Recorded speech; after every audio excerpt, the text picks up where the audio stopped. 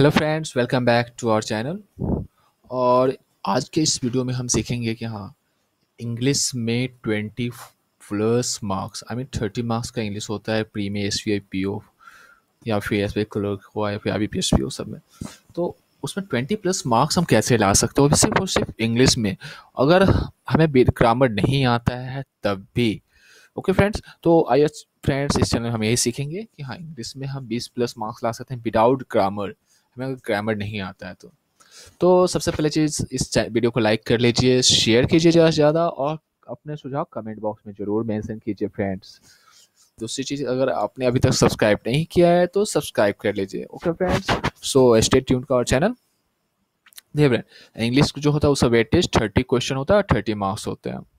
तो सबसे पहले चीज़ की हमें ये टारगेट लेकर चलना है कि अगर हमारा इंग्लिश पुअर है या फिर स्ट्रॉन्ग है, बट 15 मार्क्स हमें 15 मिनट हमें टाइम यहाँ पर देना चाहिए मेरे अकॉर्डिंग। आपको लगता है कि आप इंग्लिश में 30 में से 30 ला सकते हैं, बट ऐसा बहुत कम देखने को मिलता है। सो आप 15 मिनट यहाँ पे स्पेंड कीजिए, और एप्टी और रीजनिंग के लिए आप अपना टाइम सेव कीजिए, 5 मिनट उसमें आप अपना इन्वेस्ट कीजिए। ओके फ्रेंड, और इंग्लिश में 20 मार्क्स लाना बहुत बड़ी बात होती है। आप अगर इंग्लिश में 15 मार्क्स भी लाते हैं तो आपको एक सेफ जोन में मिलता है। दूसरी चीज़ मैं आपको बताने जा रहा हूँ कि इंग्लिश सब्जेक्ट नहीं है। ओके, इंग्लिश जो है एक लैंग्वेज है, और हमें लैंग्वेज कहीं पढ़ाई नहीं जाता है, लैंग्वेज हमें खुद सीखना होता है। ओके फ्रेंड, तो इंग्लिश को एक लैंग्वेज की तरह पढ़िए और सीखिए, और उसमें देखिए आपको 20+ मार्क्स मिल जाएंगे विदाउट ग्रामर। मैं आपको बता रहा हूँ, जैसे आरसी का जो वेटेज होता है वो 7 to 10 मार्क्स होते हैं।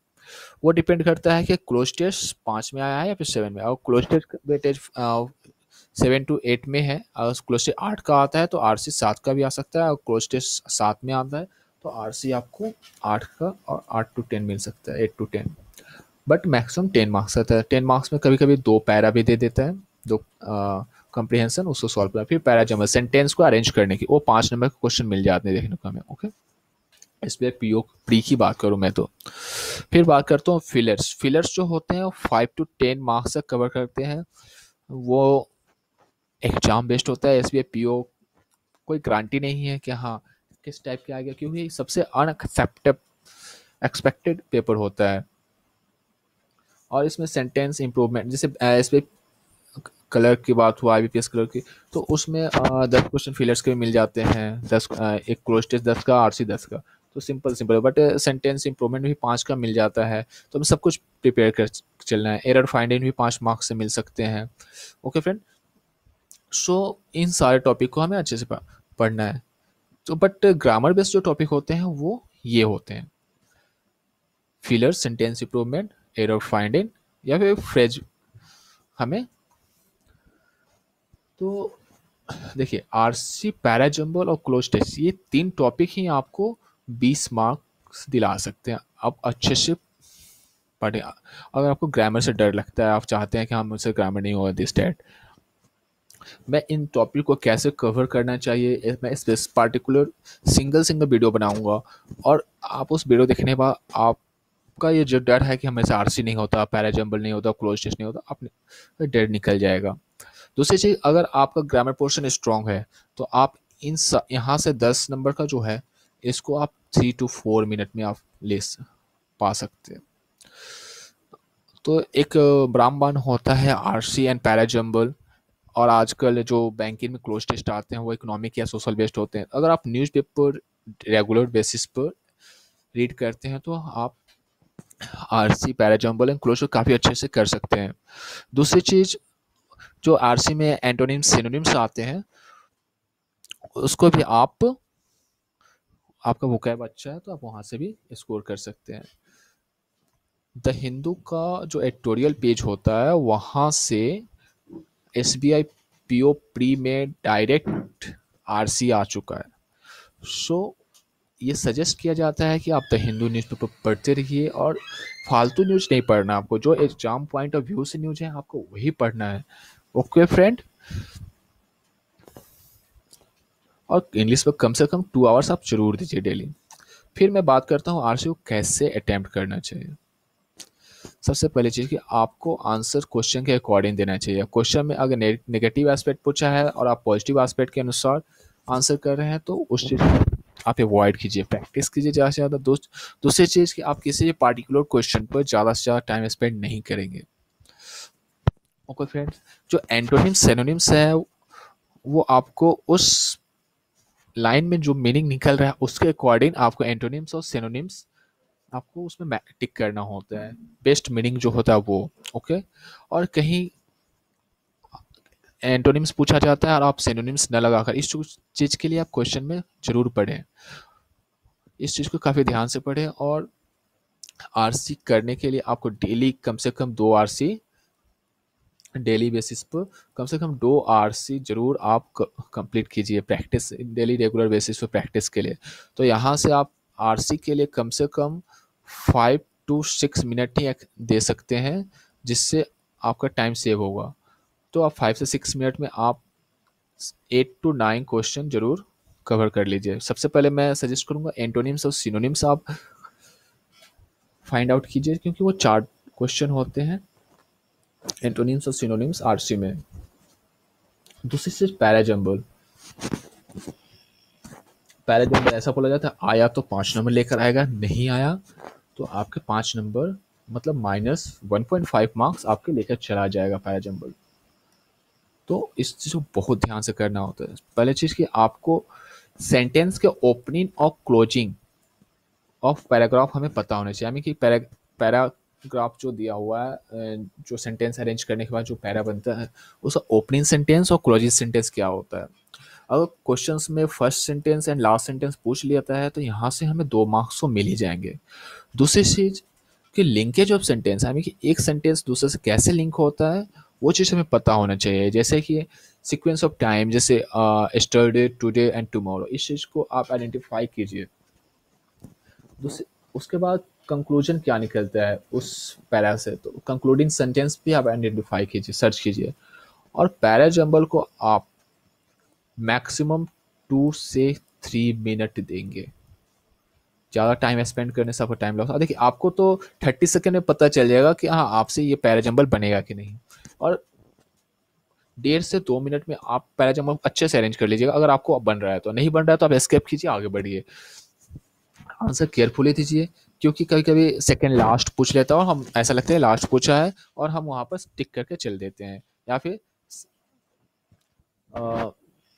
थर्ड फ्रॉम लास्ट या फिर first from third from first ऐसा पूछता है और हमें कंफ्यूज होता है और हम उसके आंसर गलत कर लेते हैं। कभी भी ज़्यादा टाइम स्पेंड न कीजिए। अगर आपको लगता है कि हाँ आप इस चीज़ को नहीं कर पाएगा, सो आप उस चीज़ को स्कैप कीजिए और उसके बदले आप कहीं और से उस नंबर अचीव करने की कोशिश कीजिए। ओके फ्रेंड, और इसके लिए ज़्यादा से ज़्यादा प्रैक्टिस की ज़रूरत है। डेली अगर पैराजम्बल की आप प्रैक्टिस करते हैं तो आपका गलत होने के चांसेस बहुत कम हो। देखिए पैराजम्बल मेनली सोशल और इकोनॉमिक टॉपिक ही आते हैं एग्जाम में, और खासकर एसएपीओ तो इकोनॉमिकल टॉपिक और टेक्निकल टॉपिक ही देता है।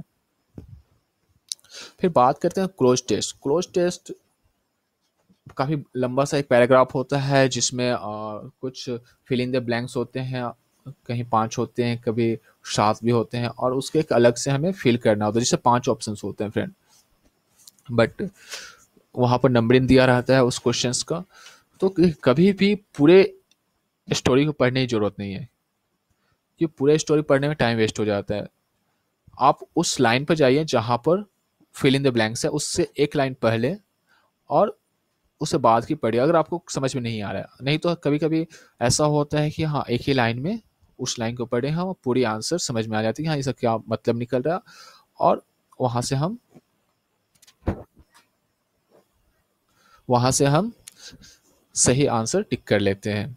कभी कभी क्या होता है कि हमें परफेक्ट बहुत सारे सिनोनिम्स मिलते हैं उस वर्ड के जो आंसर आने वाला आता है, बट उसमें कंफ्यूजन होने की जरूरत नहीं। जो बेस्ट मीनिंग निकल रहा है उस लाइन का, उस पैरा के अनुसार आपको वही टिक करना है। ओके फ्रेंड, तो क्लोज टेस्ट करने के लिए आपको सुटेबल वर्ड सर्च करना पड़ता है उन 5 वर्ड में से, और आपको टिक करना होता है।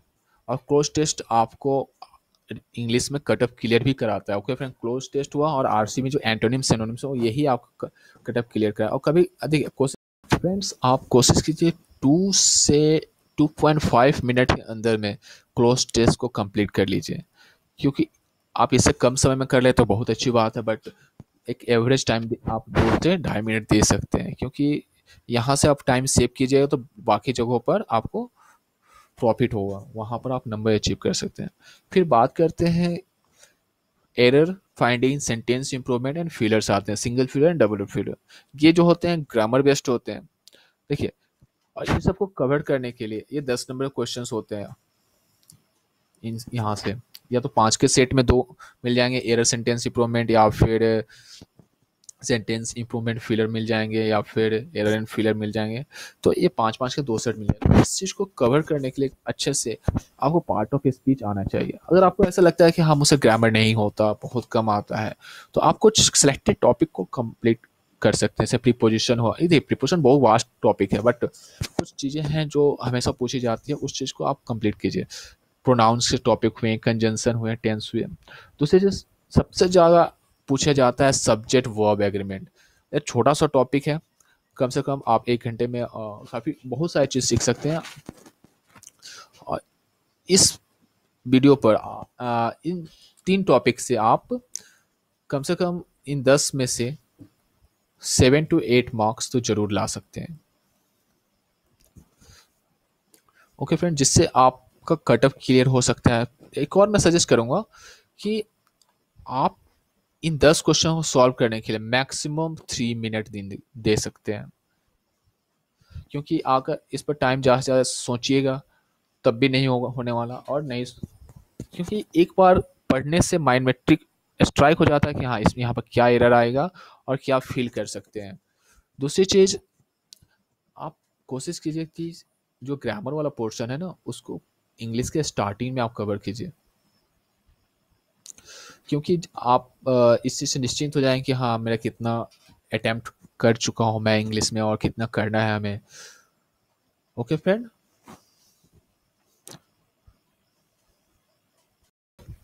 Okay friends, thanks for watching this video. और इस वीडियो में आपने बहुत सारी चीज़ें सीखी होंगी, आई होप। अगर आपने अभी तक इस वीडियो लाइक नहीं है तो प्लीज़ लाइक कर लीजिए और ज़्यादा से ज़्यादा शेयर कीजिए इस वीडियो को, और अपने सुझाव कमेंट बॉक्स में ज़रूर मेंशन कीजिए। अगर आपने अभी तक सब्सक्राइब नहीं किया है तो सब्सक्राइब कर लीजिए। Okay friend, have a nice day.